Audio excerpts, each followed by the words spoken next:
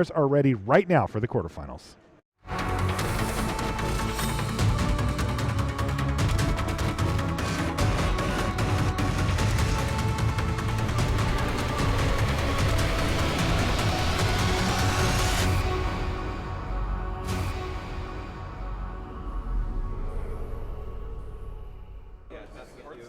Hello and welcome to coverage of Grand Prix Oklahoma City. We're in the quarterfinals. Marshall Sutcliffe in the booth with Jacob Van Lunen. And we've got a big one here, Jake. We've got Paul Rietzel, the Hall of Famer, playing Merfolk, a deck I'm sure he has been enjoying quite a bit as he's gone through. He's just been crushing. He's been crushing, yeah. Just like destroying. It's insane. I think he only lost one match on the weekend. He like double drew in after that. So, jeez. Yeah. So he's been smashing now. His opponent, Andrew Sullano, is playing a deck that we don't see that often in Modern. He's playing Elves. Now, it's a fringe deck, right? You'll see it pop up here and there, but it looks, we actually had another Elves deck playing for top 8 and missing. So 2 of the 5 Elves deck almost made it to top 8. It looks like this deck could be real, and one of the reasons is Dwinan's Elite. That's the card that's in the new card from Origins that's in both of those decks. Now, the other one had Shanma the pack, but this one does not. Yeah, I mean, it might also just be a symptom of most decks are cutting cards like Anger of the Gods. They're cutting cards like Fire Spout. So all these board sweepers, they're definitely not main decking them, and the sideboard numbers are a 1 of, a 2 of. And so suddenly these cards that really punish strategy like Elves, they're just nowhere to be found. Yeah, so it looks like, the much more explosive deck, of course, here is the Elves deck, capable of producing a lot of mana very early in the game. I see a Nykthos, Shrine to Nyx there for Andrew as well. He really is the big mana version. There's an Azuri as well. And all Paul's been able to muster up here is a Harbinger of the Tides. It bounced an Elvish Mystic, but that's it. That's all he's done. Yeah, I mean, that's the thing is the Elf deck is way more explosive than the Merfolk deck, and the Merfolk deck has little to no interaction. So this is he does have interaction. You know what it is? Harbinger of the Tides? No, he's got one Vapor Snag. Vapor Snag. Yeah. Solitary Vapor Snag. He's just not doing much. So Andrew Sullano offers to trade Dwinan's Elite for the Harbinger, and Paul figures, okay, fine, we'll do that. And the miserable Aether Vial draw on turn 3 here for him. Yeah, I mean, it's rough for Paul. I think his real hope to winning this type of match is he wants to get a big Master of Waves so that he can have board advantage, and then have Andrew Sullano not have a Azuri activation turn. So this game, it's not looking like that's going to happen. No, the Azuri has already arrived here. He's got 3 of those in his deck. He is going to invalidate this Nykthos, though, by spreading, seizing it, but that doesn't even affect the board directly, and no land drop here for Rietzel either, so I think he had to take a risk there, and it looks like Solano's going to be able to run away with game 1 if Paul can't get back on his feet in the next turn. I mean, right now Solano's actually doing math on how much can I do immediately. Yeah, because, I mean, he's pretty close. He is. 1, 2, 3, 4 mana. I think this is going to be a Sylvan Messenger. All right, so that guy's. There's 1. There's 2. Oh, geez. There's there's 2. Just 2. All right. So it's a draw 2. That Elf. also creates an Elf. Right. And also gives him Devotion. Yeah, so it looks like he's going to set up for next turn here, as he's just going to flood the board with Elves, and then start activating Azuri next turn, using some combination of lands and then a couple of Elves maybe, or the Heritage Druid or whatever. God, look at this turn from Andrew.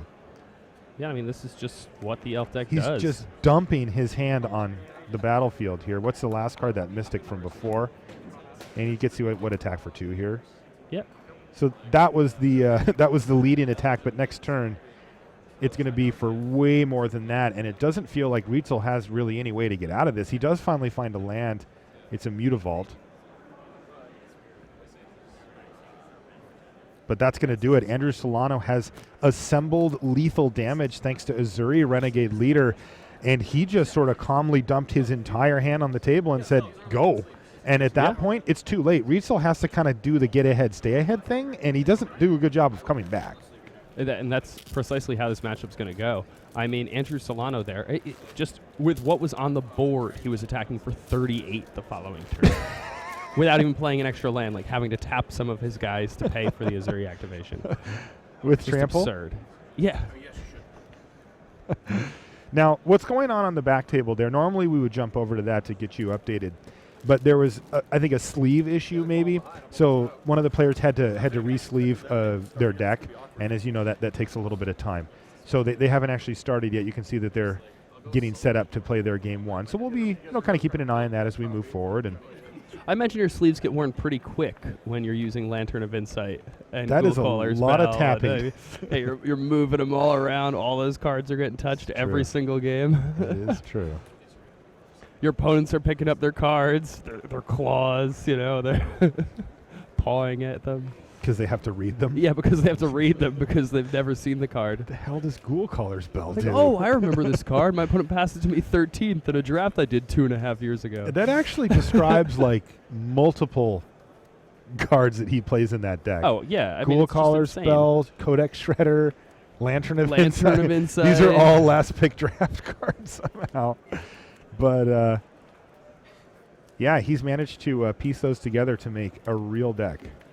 And I mean, in a lot of ways, it's the newest version of Burning Bridge. I mean, people used to just play decks that were burn decks that also played Ensnaring Bridge. So you just dump your whole hand because it was all burn, and then you'd have Ensnaring Bridge, and your opponent couldn't attack you, and then you just keep drawing burn spells, and eventually they die. And your hand stays empty the whole time. Yeah, but instead of burning them to death, you just actually control what they draw, so they can't kill your Ensnaring Bridge. Interesting. So it's pretty cool. It's a very innovative take on kind of one of like the classic archetypes from when I first got into competitive Magic. So pretty excited about it. Yeah, Ensnaring Bridge is one of those really, really powerful cards that, it doesn't see a whole lot of play in Modern. But when it does, it's like, oh, that's what that does, and it really tends to wreck. Oh, yeah. I mean, if you remember Pro Tour Berlin in 2008 when Louis Scott Vargas won the Pro Tour, in that top 8, he played against Tezzeret the Seeker deck. And the whole weekend, that guy was just dumping his hand of all these cheap artifacts that you can sacrifice to draw cards or to do something. And then he'd just play Tezzeret and search up Ensnaring Bridge. Was that the in game Tezzerator? ones, Is that what and they called it? Yeah, Tezzerator. I remember think was that. what they called Vaguely it. remember that, yeah. Ensnaring Bridge, when it does make an appearance in Modern, it makes a big, big splash. Yeah, for sure. It looks like Jasper is the one who was actually getting those sleeves flopped out, and I think he's just about done. Well, he's cast those lightning bolts a lot of times. Oh, yeah, sure.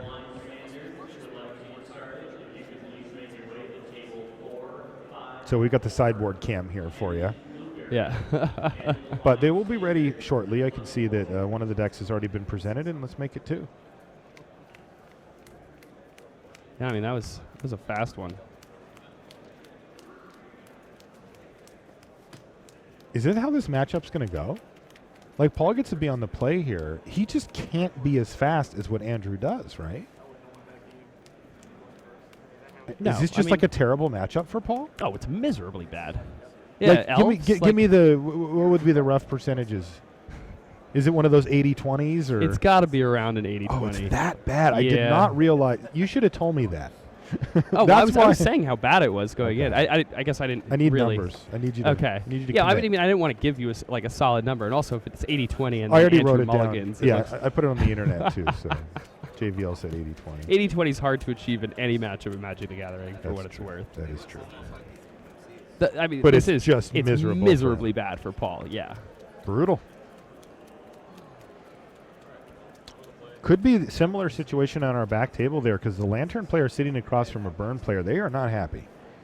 Oh, not at all. They do a good job of keeping creatures from killing them and keeping key cards from being drawn, but when you have so much redundancy in a Burn deck, you just can't keep them from drawing spells forever. Yeah, I mean, you really need to keep your opponent from casting 6 or 7 cards. Yeah. Like, because if 6 or 7 of their cards resolve, you lose. You lose. Because all their cards do the same exact thing. Yeah. Yeah, it's tough. And in fact, that was the matchup that we saw in the last round of Swiss. They played against each other. Yeah, and it's rough. And Jasper beat him. Of course. 80-20? Probably around 80-20. The Burn 80 Lantern matchup, I can pretty confidently say, is around 80-20. 80-30? You're like creating a whole other. There's like something like in the ether that you're pulling out. I can't take it. I can't take it. No, I can't take credit. Is what I was saying for the 80-30. That's a Luis Scott Vargas innovation. Oh, nice. Yeah, he just buried me on that at a GP once. Yeah, I mean he always gives it 110%. That's probably where he started from. Yeah. Oh yeah, he just deadpanned that because I asked him in the middle of the game, like, I've always wanted to do this. Was at GP San Diego. It's kind of like in the middle of one of the days, and I thought, well, we'll try this out because one of the things that I think commentary could be better at is accurately telling the listeners or the viewers, that maybe aren't as familiar with the matchup, what's going on in the game as far as like who's way ahead, who's way behind, right? Because it helps you figure that out. Because what we'll often do as gamers is we'll get narrowed down to, well, he can draw the Splinter Twin and win. But what we're really saying is he has to, or he's going to die the next turn, and that's really bad for him. And this is a big moment because if he draws it, it's a huge comeback. But for us, we just sort of drill on, well, let's ignore all the things that don't matter and let's look at the things that do, and that's drawing a Splinter Twin, even if he's only got 3 left in his whole library and no way to sift through or whatever. So, if we were in that position, we'd say he's like 90, he's like a 10%er or something to actually get this game. But sometimes we don't relay that tension enough, I think. So anyway, I told Luis, like, hey, I'm going to just be able to tap you and say, hey, what are the percentages roughly? Just give me is it 80-20? And he started, it's 80-40. This is a 95-10 for sure. Yeah, that segment didn't work. All right, so here it is. Aether Vial on turn 1 for Rietzel. Looks like we're going to have a slower start from Andrew Sullano. I think he kept a 1 lander. He mulliganed this game. Well, it might not hurt him here. He's got an Elvish Mystic. He's already going to be ahead on mana potentially here, though that Aether Vial, it does do a good job. It looks like both players have kept 1 landers here. Yeah, double with Aether mana Vial. accelerators of some sort. Definitely helps that, but and some more mana guys in hand for Andrew Sullano. I mean, that's to be expected considering the majority of his deck is just mana guys.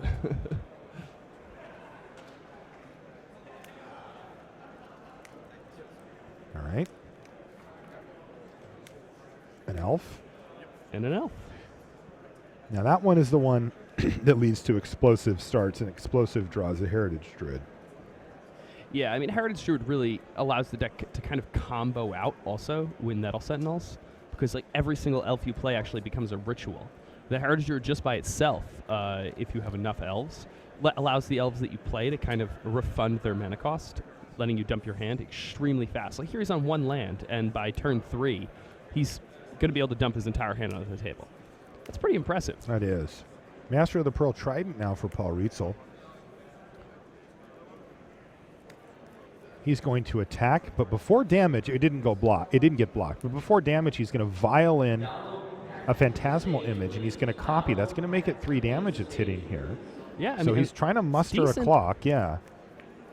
I mean, the one thing that also has to happen on Andrew's side is that if they're going to try to race here, just straight up creature-to-creature combat, Paul with his Lords is going to be able to grow his creatures really big, really fast, especially with 2 more cards. Paul's playing 14 Lord cards that affect the rest of his creatures. I mean, he's got a ton of them. Okay, so here we can see what Andrew Sullano might do is Dwynen's Elite makes 2 guys. So that's getting really close to activating the Heritage Druid again. Then... Oh, so he's going to got a mana first. floating here. Yeah. He needs to hit a land here to make that work. Is that correct? Oh, we found another Heritage Druid. He can just tap his land now and play Dwynen's Elite. Oh, Elite gives him 2 bodies that he can then tap for 3 mana. Yeah, and then he could play something like Archdruid or Azuri, depending on what's in his hand. There it is, Dwynen's Elite. Again, the new card here from Origins, and it really seems to have bumped this elf deck up a notch. As like I said, we saw 5 in day 2, 5 copies of the deck, and 2 really playing it out for top 8 with 1 making it. That's impressive. Those numbers are good. That's very good. Especially for a fringe deck. Mm-hmm. So now he's got 3 more green mana at his disposal here. He can use it to play an Elvish Archdruid. He's going to do that. All right, well, that was a great turn for him. Yeah, I mean, if he has an Azuri in his hand, next turn he can just overrun 6 creatures. Really? Yeah, because Elvish Archdruid taps for 7 mana now. And then Horizon Canopy taps for 1, so play Azuri, activate it, overrun. Goodness sakes. What is Paul Rietzel supposed to do against this? That's an attack for 25 with Trample. I mean, right now, Paul's not really out of it, but... But if Azuri's in hand for Andrew, he could be pretty close. Yeah. Now, actually, it's 6 more than I even thought originally, because I forgot the Archdruid actually pumps all the other elves. Yeah. Yeah. And I mean, looking though, Paul Rietzel's got a nice little board going here. He's got 3 3/3s, right? 9 power. Andrew's not out of the woods. Like, this is still a pretty tight game. Depending on what's in his hand, he could just lose. Like, Paul, remember, he can't interact either, and Paul's deck has such redundancy with all these lords. Yeah. Ooh, he just drew another one off the top, too. That was the Lord of Atlantis. Now, there's no island on the other side currently. He used his Aether Vial to put in the Silver Guild Adept. He's got an Aether Vial on 3, which would let him play a Marrow Regery. He could just play the Lord of Atlantis using his 2 lands. Something that's interesting here, too, is that we may see Andrew Sullano actually sacrifice his only land to draw a card. Huh. He doesn't have his, right? Who needs it? Yeah, I mean... His board, without the land, produces 13 mana right now. I'm not kidding. It's ridiculous.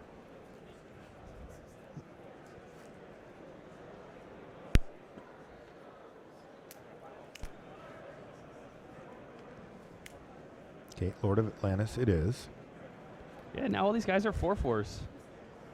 And I mean, if he's crunching in with all of that, that's going to put Andrew Sullano to 2. So Andrew kind of needs to come up with a way to either, win things going to. You know what's really interesting here, Jake? Sorry to interrupt, but if he does attack with all 3 of them, and he still has that Aether Vial on 3, it really puts a big question mark to Andrew Sullano, right, about whether he wants to block with his Elvish Archdruid or not. Like, because a Marrow Regery would make that lethal, right? Yeah, I mean, I think he's just got to take that chance. Undying. Undying, because the Archdruid's too important.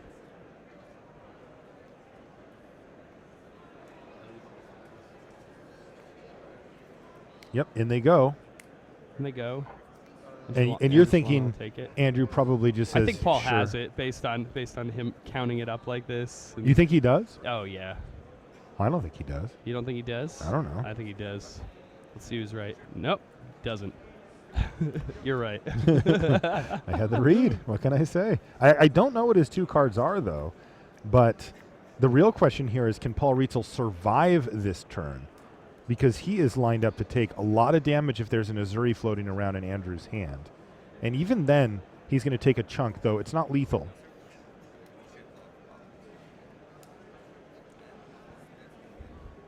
This has been a sweet game. This is where been a very sweet game. 2 creature decks get to do their thing untouched.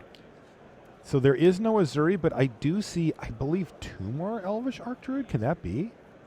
It's definitely possible. You were right. Yeah, He's sacking the canopy. 6 floating. Oh, he just drew Azuri off the top. Okay. Does he have enough mana now to make this work? So he'll have to tap a Llanowar Elves. But then remember, Rietzel's at the full 20, and he's got 2 blockers. He'll have 5 attackers. They're between them. They have. He's got 7 toughness. Does Rietzel? There's Azuri. Playing Archdruid as well. Okay. Did he pass? He passed. So here now he can just regenerate though. Right. Basically, like forever and always. And he's also left it so that he can't get hit by Spreading Seas here. Yeah. Because he sacked his only land and has not played one. Yeah. Sweet play by Andrew Sullano. Very nice play by Andrew Sullano here. So now Paul's hoping to play a couple of, like a Master of Waves or something, and just go creature for creature. The problem is now with those 2 Archdruids. Yeah, he's just going to be able to overrun, right? That Azuri can just overrun like 3 2 times. or 3 times, and that's just it. On the following turn. Now, Rietzel... So how much mana, though, does Andrew actually have available to him right now? Because he tapped his Archdruid, so he's got no land, so we don't have to count that. 7. He's got 6 or 7 mana? 7 exactly. So 6 8, from... 8. 8. He's got 8 mana? Okay. Yeah, he has 8 mana and 8 blockers because he has 2 Llanowar Elves, and then he has 6 guys that can get tapped. Yeah, so how the heck is Paul supposed to... He can't even force, he can't force actual... through any damage at all. Yeah. Any damage or any... He's also not forcing a chump block through either, right? Nope. Wow, yeah, this could just do it right here. Andrew Sullano, he's got it lined up. He's counting. That is a very high number, my friend. Yeah, that is a very, very, very high number.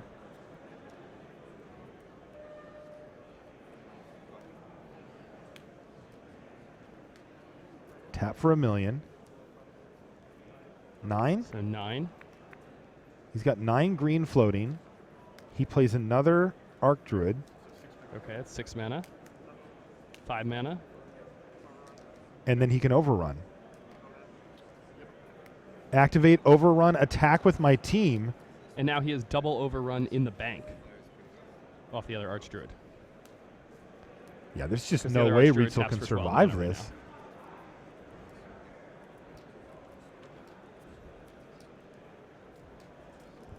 So 7 attackers, each of which have +6/+6 currently in trample, and then are going to get another +6/+6 in trample at will from the Elvish Archdruid.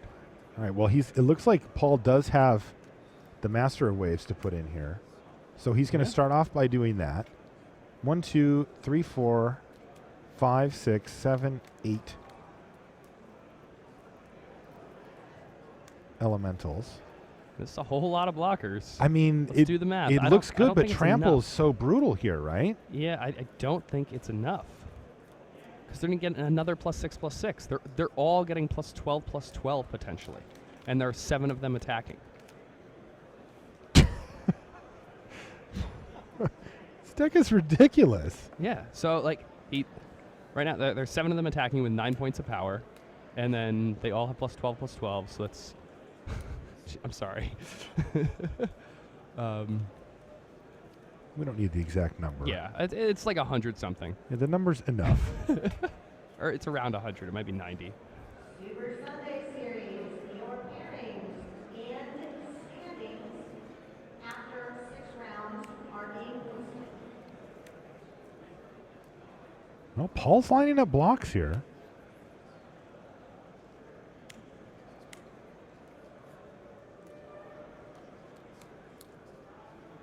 And he's got some double blocks going here.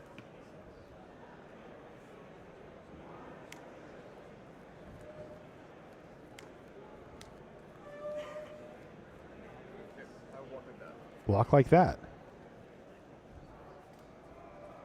Okay, I'll tap the other Elvish Archdruid. Overrun twice. And that's going to do it. Andrew Sullano with his Elves deck runs over Paul Ritzel. It really seemed like a great weekend for Paul Wright. He was just crushing the whole time, but he ran into a really tough matchup here in the top 8. A similar deck, you know, in the sense that they're both very linear, they're both very synergistic, and the Elves deck's just faster.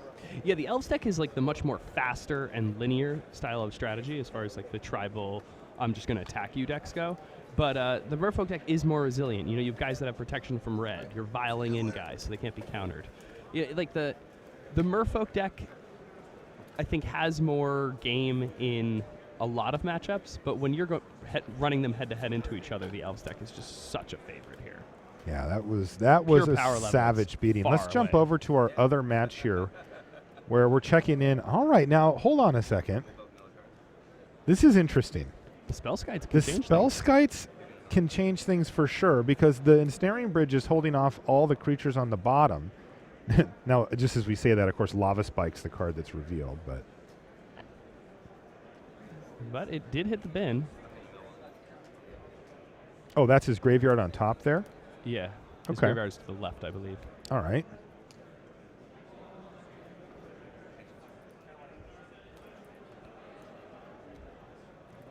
Whoa. This is game 1. Zach Elsick with his Lantern deck is at 4. If he can get game 1, that's pretty good. Actually, I wonder if game 2 and 3 are actually worse for him, even though he's bringing in like Sun Droplet and whatnot. I don't know the answer to that, but I would be Smash to Smithereens super seems happy bad. if I was Zach and I got Yeah. game 1. Oh, as would I. I mean, obviously. that is huge. And it does look like he's just about set up to do that, right? He's got a Ghoul Caller spell. I see the Lantern. Is that a Codex Shredder down there on the bottom that's tapped, Jake? Looks like it, yeah. So he's got 2 ways to keep Jasper from drawing something that matters, like a Lava Spike. Yeah, it is a Codex Shredder. And then he's got the Spell Skites there with Glimmer Voids at the ready to redirect anything that could target the Spell Skite. I mean, it feels like he's got this. Yeah.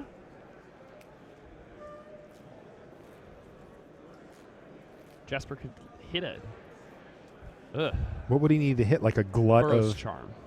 Hit a Boros Charm? Like, let's say he gets like Lava Spike milled because Zach can't let him draw either of those, or wouldn't want to let him draw either of those. Maybe he just does then at there's some point. a Boros Charm left on top. I mean, he can take a Lava Spike.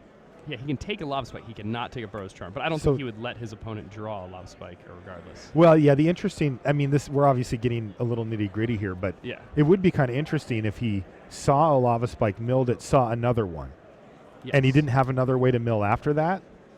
You know, maybe you just say, okay. Kind of like a Lava Spike. Yeah. Well, he did. He milled it. Targus Command also kind of like a Lava Spike. Yeah, wait a minute. Man, the Spell Skites are maybe not as...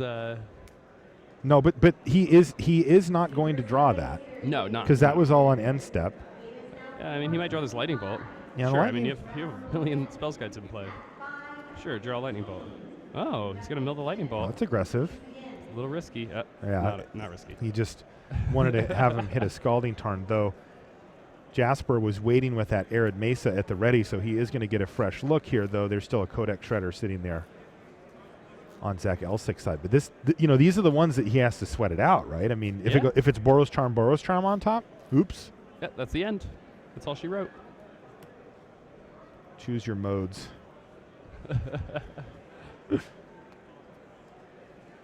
Searing Blaze. May I read that? That one can do damage to him, but yes, it can. At this point, don't you just let him have it?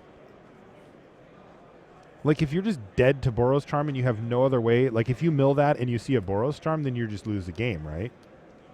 Yeah, all right, well, but he got there. The yeah, I mean, I can understand where he's coming from on just not really wanting to let Jasper have anything. Just milling him to a land. Oh, and it was a Ghoul Caller spell off the top for Zach as well. So now he's got 4 ways to get rid of the top card. Now I'd feel pretty safe being aggressive with that. Oh, yeah, absolutely. Make it 5. He says, yep, you can have that. Oh, yeah. Zach is just fully in the driver's seat. This Lantern Control deck is cool. Wow. Pretty awesome.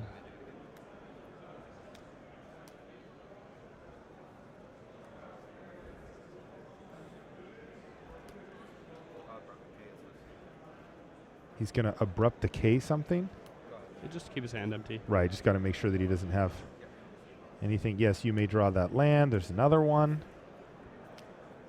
And you can see that Zach is patient with this deck. Once he sees that there's a land on top, that last turn, he didn't bother milling Jasper at all. Yeah, no reason to, right? No. I mean, the only reason is if he just wants to get the game over, but there's no rush. He just want to not get decked or something. Yeah, because he has Ghoul Caller Bell a decent amount, but he can just start pointing the shredders at Yeah, and Jasper. the thing is, he's been shredding himself a lot. Yes. Yeah. Well, when Jasper has a land on top. Yeah. Surgical Extraction. This deck. Yeah, now he can Surgical Extraction and Boros Charm, maybe. Yeah, if there's one in the yard, yeah, good point. This is a tough deck, though, because Zach has to know in every matchup what are the cards that actually matter, right? Because there's so many that don't at this point. Like if it says creature on it, it's kind of like, eh. Can't attack him through the Ensnaring Bridge. But he has to know ahead of time here, right? It's not like he can just guess. All right, let's take a quick look here and see if we see a Boros Charm in there, JVL. Yep, I think I saw one. Okay. Yeah, you're right. You did. I mean, it's the only card that kills you outright, so he's going to have to draw 2 others, which doesn't seem very likely. Yeah, you can really keep him from doing that. with 5 ways to interact with the top of his library, it just seems. I mean, he might just want to do it to Jasper during his draw step, so that Jasper draws that Wooded Foothills first. Mm-hmm. That makes a lot of sense. Looks like Jasper's or do having it during none of his it. draw step so that Jasper doesn't draw whatever's on the top of his library. Like Or do it during his upkeep, rather. So he basically gets to look at it now Yep. on his upkeep. If it's a land, he says, yeah, sure, you can have that in your hand. It's and then Burrow Charm, he gets to just exile it along with the other one that's still Yeah. left. God, this deck is cool. This deck is pretty cool. Yeah. Let's see what it is. It's a land. You may draw. What's the next card? Eidolon. Well, that's a little bit annoying. Mill it. Another land. Mill me. Mill me. This is on end step.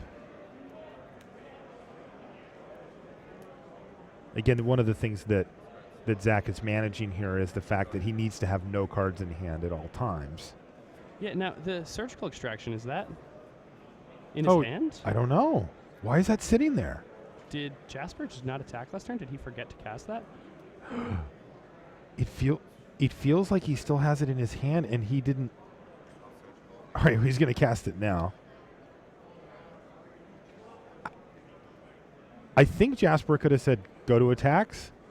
Yeah, I mean, the thing is, he'd still have, he could only have attacked with the Swift Spears. And Right. They could have just gotten blocked by Spell Guides. So even if it had happened, Good it point. wouldn't have really mattered at all. It But was weird that it was sitting was there weird. face up on the Yeah. battlefield. Anyway, he fired it off now, Yeah. and he did take the Boros Charms like you He predicted. just hangs out with his hand just on the face up on the table. Yeah. That's how you play this deck. It's so funny. I love it. It's all about being open here Yeah. for the Lantern player. There's a Grim Lavamancer. That matters. Indeed. He is going to want to take care of that. We both mill. Lava Spike. Interestingly enough, Might as well. he had Pithing Needle on the top of his deck, so Lawmancer actually did not matter. He could have just drawn the needle and said. But now he's Alright. just kind of working his way through. He set up Jasper's draw step to be a Wooded Foothills. This deck. There's another Ghoul Caller spell.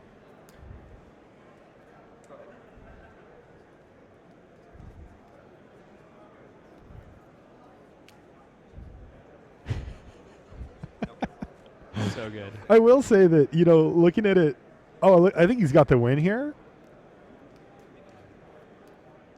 He's milling Jasper for 6 here, Oh, so yeah, he's just got him. and then he just untaps and does it again.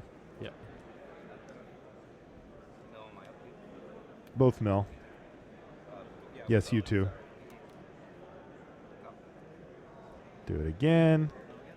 Let's keep going. You're almost dead. And he's got, 4 cards left? So mill all of them, and that's it for game That's 1. it. Zach Elsick, a.k.a. Lantern Guy, takes For down whom game the bell 1. tolls.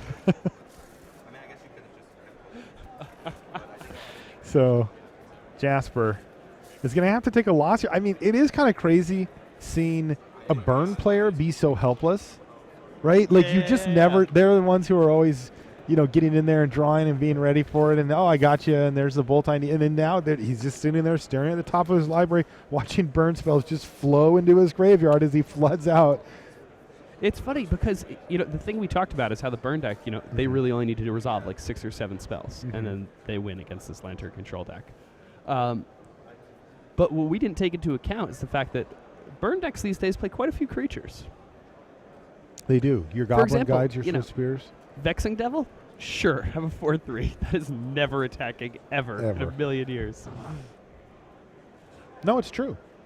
So, I mean, and I think that we need to adjust our take on the matchup in that case, because Jasper did resolve 6 or 7 spells that game at least. They just weren't the right ones. I mean, the creatures didn't do anything. He had 4 creatures on the battlefield. They were just sitting there staring at a bunch of spell guides and in a snaring bridge, unable to do anything.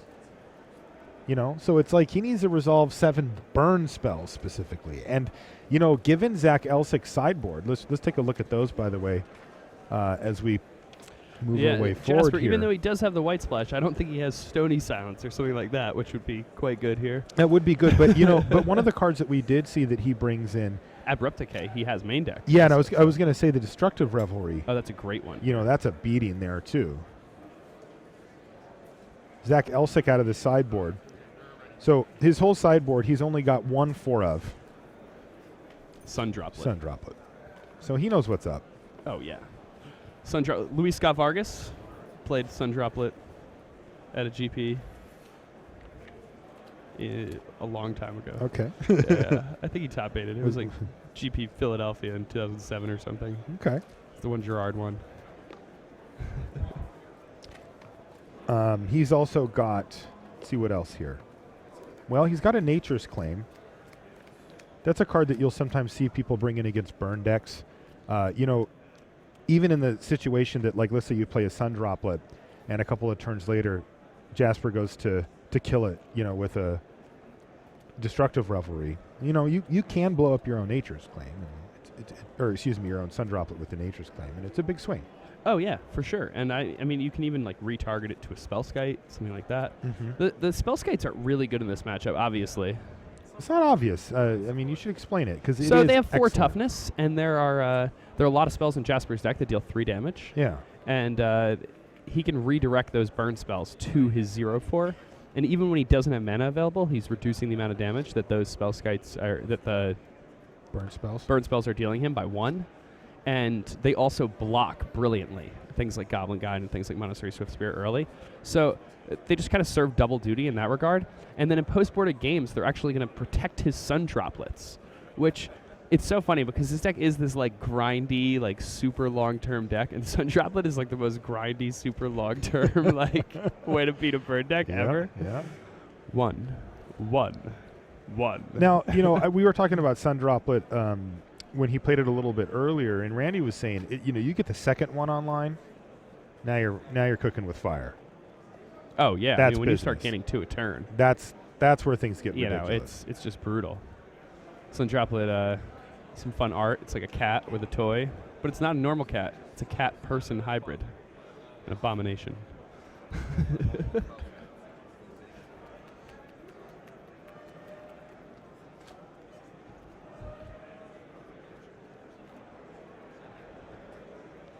This is a fun one. This is a fun one. Also, I'm pretty Zach's excited that Lantern Control is in the top 8 of this GP. I I mean, agree. this guy knows how to play this deck. He Yeah. top 16, like a 3,000 person GP with this deck, and here he is playing in the top 8 of a 1,500 person GP with this deck. I mean, And he's his not batting sitting on average it. is pretty sick. Yeah, and he's also not sitting on it. Like, he made some pretty drastic change. Well, I wouldn't say drastic. He made some pretty innovative changes to the deck as well in between. Yeah. It's not like, oh, I just played the same deck at 2 GPs and I'm good at playing it. I played the same strategy, but I'm actively changing it from week to week. I'm playing Modern with a Lantern Control deck. It's sweet. Yeah, it's really sweet. I think he may have made the deck. I don't know. You think he might be the original innovator of the deck? I don't know, though. I mean, decks like this, like the general strategy of I can see the top card of my opponent's deck and then I prevent them from drawing the card, like, those go all the way back to, like, 1995 Magic. So people were, like, millstoning when looking at the top card of their opponent's libraries. Those decks were not good, but people were trying to do that. No, this deck is good. But this deck is good. Yes. Yeah, I mean, it's legitimately good at this point, right? I mean, it's put up Yeah. 2 really strong finishes, and it seems to be working its way through. And I got to say, if he can get past a burn player here, nothing can stop Zach Elsick this tournament.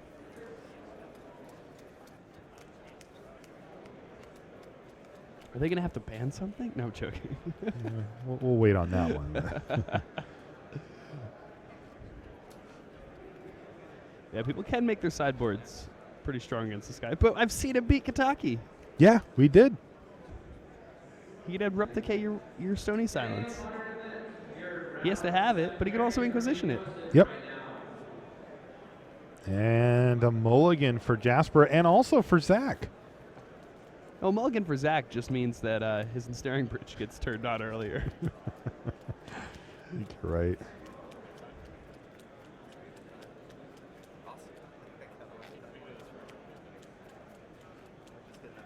I had an opportunity to do a deck tech with Jasper at the beginning of day 1. He loves a burn deck. It's fun talking to him about it. It's kind of his thing, right? Yeah, I mean, he's put so much thought into this deck, and every single card, the numbers on things down to the numbers of each fetch land that he's playing, he had an explanation for. So this is a labor of love for him also. We talk about Zach really, honing the Lantern control deck, but Jasper's one of the better burn players around. You talk to people like Sam Black, Ryan Call, all those Madison guys. When they want to know what burn is doing in any format, they go to Jasper. Jasper's a burn guy. Specialist. He's won lots of PTQs with this deck.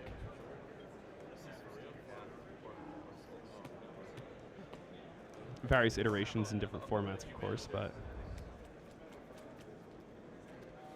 All right, let's try again, gentlemen. We've got both players going to 6 here and hopefully keeping. That was a 0-lander for Jasper. But Zach, I believe he's kept. Yeah. Okay. Well, this is business for Lantern fans. As Jasper, he needs critical mass of spells that he can cast in a timely manner to get Zach dead before his whole machine gets set up here. And these mulligans are going to be very painful for Jasper. Yeah, we talked about the burn deck, counting to 20, needing to resolve 6 to 7 spells in this matchup to really win. When you're starting on 5 cards, the burn deck does not mulligan well. And the thing is, it doesn't mulligan that often because it's so redundant. Right. But all the spells are similar, and it doesn't need much mana. Yeah, each of those cards is so valuable. It's basically like every mulligan is almost a time walk for your opponent. Well, Zach will take as many time walks as Jasper is willing to give him. See if he's got a keeper here. Oh, no. Another 0-lander for Jasper. Oh, so heartbreaking. You see him put his hands up in dismay there. I mean, he's just had nothing that he could keep here. Yeah. So he's going to have to go down to 4 cards here. It's looking good for Zach Elsick.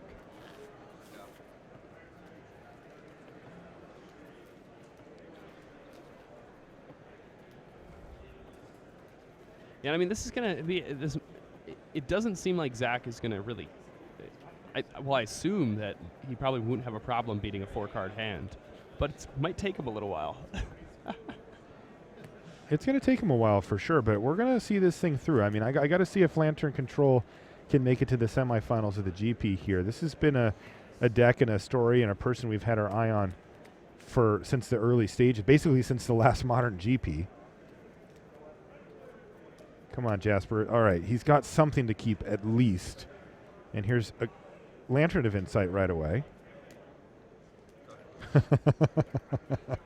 There it is. There's the Sun Droplet right off the bat. God, that must be nice, huh? You get a little early information and you see your sideboard card. Yeah. The most important card for you in the matchup. Yeah, you can cast it on turn right 2. There. Jasper does have Destructive Revelries. He does. He also has a lot of targets for his Destructive Revelries, though. It's true. Even if he kills that Sun Droplet, that's an Ensnaring Bridge that he's not killing. That's a good point. Yeah, and it's not like Jasper can drastically change his deck enough to just not have creatures matter. They're a core part of his game plan. Here's that Lava Spike that he just drew off the top. That's going to hit Zach and drop him down to 17 life. I'm assuming we're going to see the Shredder. Although, one interesting thing I also saw from Zach is that he's got 3 Welding Jar in his sideboard also. Oh, and those can protect the Sun Droplet or the bridge or, whatever it is he needs to protect. Yeah, and those probably come in just about every matchup because post-board you need to start, your opponent's going to bring in cards to kill Ensnaring Bridge. So you're like, all right, well, I'll bring in these cards that stop your card that kills my Ensnaring Bridge. That's right. Well, I mean, the thing is, even if you mill an Ancient Grudge, you can still get hit by an Ancient Grudge. Exactly. Yeah, that's a good point, too. Here is Goblin Guide. Now, we already know what's on top of the library, so he's not going to get anything there. But there's Sun Droplet picking up its first 2 counters. Can Jasper take care of Sun Droplet right away? No. Gain a life. There's one. Tick-tock. And so it begins. And I don't want to say this, but could be, and so it ends. Like, if he can't kill that Sun Droplet soon. Shredder. And now he's got the Lantern and the Shredder, and 2 Shredders, so he's really kind of going to be able to control Jasper's draw step here going forward already. And you can just kind of feel it slipping away. I mean, the mulligan to 4 was obviously a huge blow to Jasper's plans, but now look at the board. Zach's all set up. Zach's all set up, and he's at 16. You know, with a Sun Droplet on the table. I think he might also have an ensnaring bridge in his hand. I believe he does, yeah. Yeah.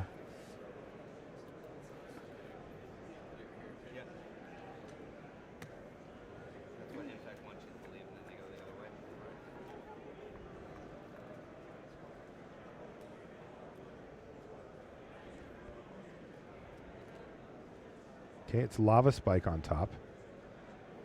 And remember, Sun Droplet goes on upkeeps. And he says, sure, you can have it. Vexing Devil now on top of the library for Jasper.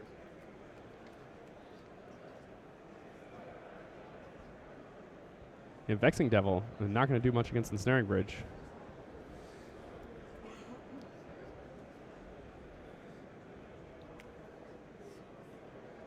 Yeah, this is really tough for the burn player here. Jasper is just, I mean, that Sun Droplet is effectively nullifying the Goblin Guide just every turn here.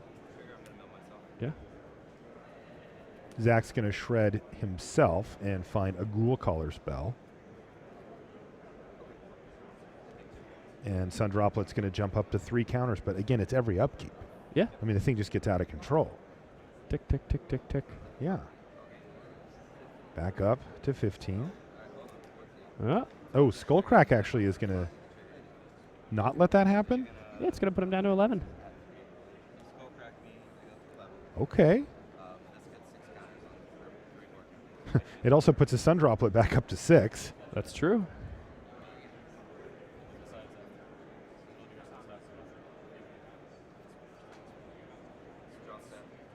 All right, draw my card for the turn. He finds Pyroclasm, but there's the bridge. And I don't even think he wants that Pyroclasm at this point. Maybe it's a backup plan in case this bridge were to go away, but he's let Jasper have the Vexing Devil, and Jasper's hand is Vexing Devil, Lava Spike, and A Targus command, I think. Yeah. Which is not enough to get the job done through the Sun Droplet, which just ticked down or ticked back again. Yeah. And he's even going to maybe let him have a land. He has it. Yeah. I'll take it. And there's a nice free spell sitting on top of the library for Zach.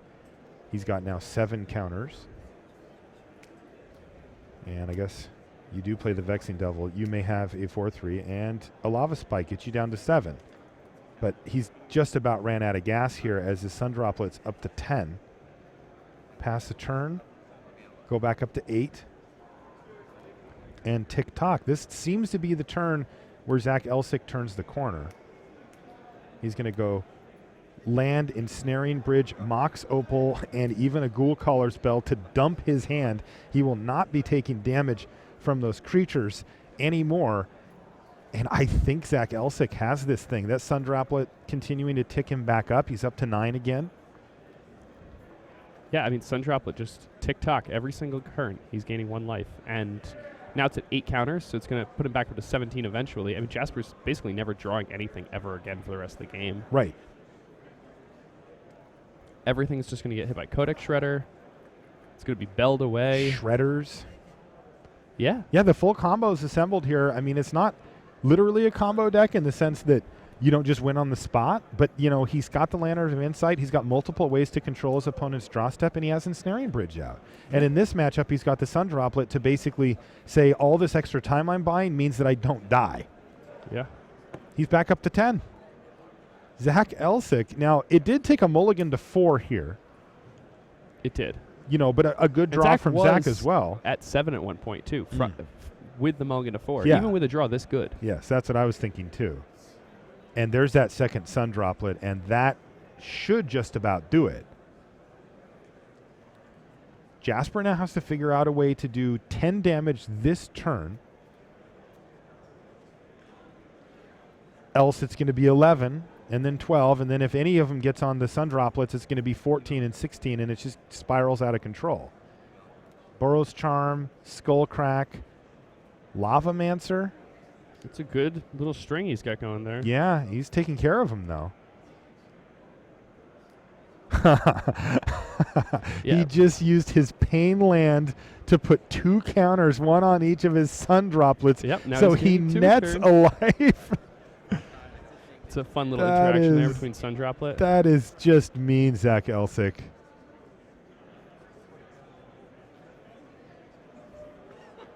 God. Zach's down to 6. Yeah, but Tendo, that Jasper's Ice Bridge. hellbent, though. Yeah, Jaspers has no cards in hand. He's and now Zach's going back up to 8. And yeah, I think that, given the number of ways that he has to manipulate the library of Jasper, there's just no way Jasper can come back. And man, he's hitting all spells here too. Look at this. Burrow's Charm, Yeah, Burrow's Charm. Command, Lavamancer, Bolt, Burrow's Charm. Now you can finally let him have that one. Yeah, take it. By the way, he's Going up to 8.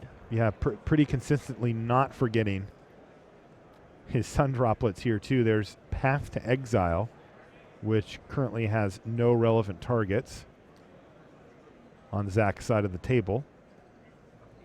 Trigger these things again. Go up to 10. Draw my card for the turn. 1. Yep. Ancient Stirrings up, another Codex Shredder, which all of this is just insurance plans too. He's going to play it. Go. You may have a Path to Exile. I'm at 12. There's just no way out. Not from here. No. It's all locked up. There's a Destructive Revelry. That's going away. He's not going to get to keep that one. Nope. Gain 2 more life. Up to 14 now. Playing Ancient Stirrings. So the real question now is, how much of this can Jasper take? Yeah, He has to know that he's in the top 8 of a GP. He can't just concede. I'm not saying that he You know, should. it's hard wouldn't. because I might actually. like, you never know when your opponent just I'm like, draws an extra card or does something, but you don't want to play to that kind of no, stuff. see, It's, for me- I think I'd probably concede. I would. I'm one of the hard line, never concede type players. Like, unless of course the clock's a consideration. But here, like, I mean, a for what's Subway worth, he sandwich could might hit- outweigh the time I'm going to spend watching Zach not forget Sun Droplet triggers and mill away my good cards. The thing is, like, even if he forgets, he has 2 sun droplets. His life total is just gonna keep jumping up.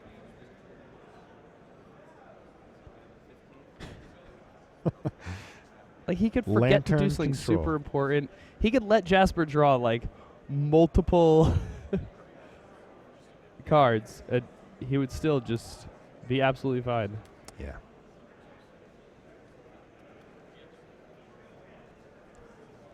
Yeah, Zach Elsick, I watched him play in the feature match area earlier today too, and he's very proficient with this deck. I mean, he knows this deck inside and out.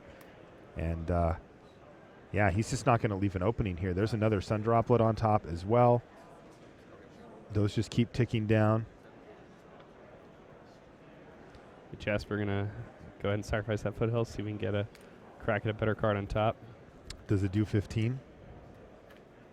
I don't think that anything does 15. I don't think that any combination of cards at this point. It's pretty rough.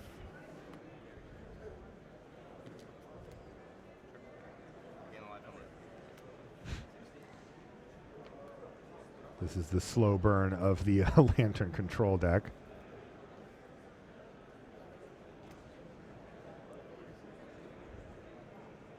Go. Shred. Shred that. Shred that one too.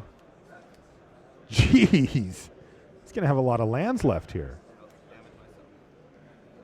And he's going to Pain because that nets him a life here. He's going to draw a Sun Droplet. He's going to play that. Then he's going to shred away even more. Maybe even just Ghoul Caller spell. He knows that he doesn't need the Inquisition of Kozilek, as he knows every card in Jasper's hand, and he knows that none of them are relevant. Man, a lot of spells here going away for Jasper as well. There's one he can keep. Passes a turn back, gains a life, and Jasper has given up Lantern control in the hands of Zach Elsick. Wow. Is into the semifinals here in Oklahoma City. Now, we moved over one of our other matches here. It's the Brian Bronduin match. So let's jump in on that, and we'll see what's what. Whoa. All right. So we got some scape shift.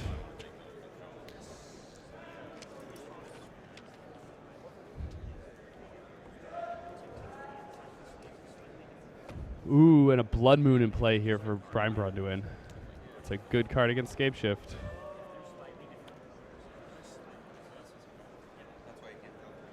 You wanted mountains? They're all mountains. Except I'll for give those you two some islands. mountains. And that forest.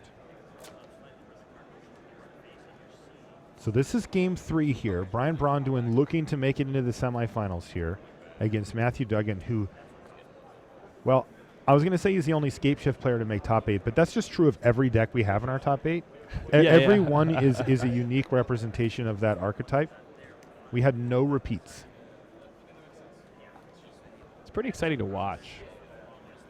Think about how healthy this format is. No deck made up over 15% of the field. Yep. Even when you look at the broad picture and categorize them. And our top 8 was 8 different decks, or is 8 different decks. Perfect.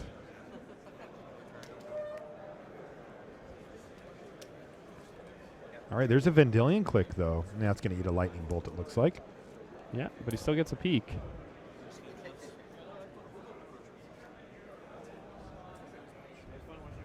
It's an odd way for him to show his hand. What did he do, just hold it up? He held it up. Yeah. All right, well, it didn't matter.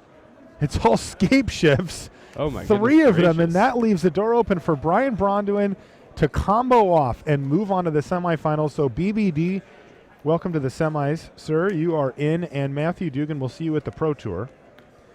Hey, congratulations to Matthew Dugan. Yes, a very solid Scape run for shift. him. Yeah, and he was actually our It's a last hard deck to play. undefeated player coming over as well. So you can take a look at our top 8 bracket here, and we'll get that updated for you as we move through. That will do it, though, for the quarterfinals. Hey, there's an update here from Oklahoma City.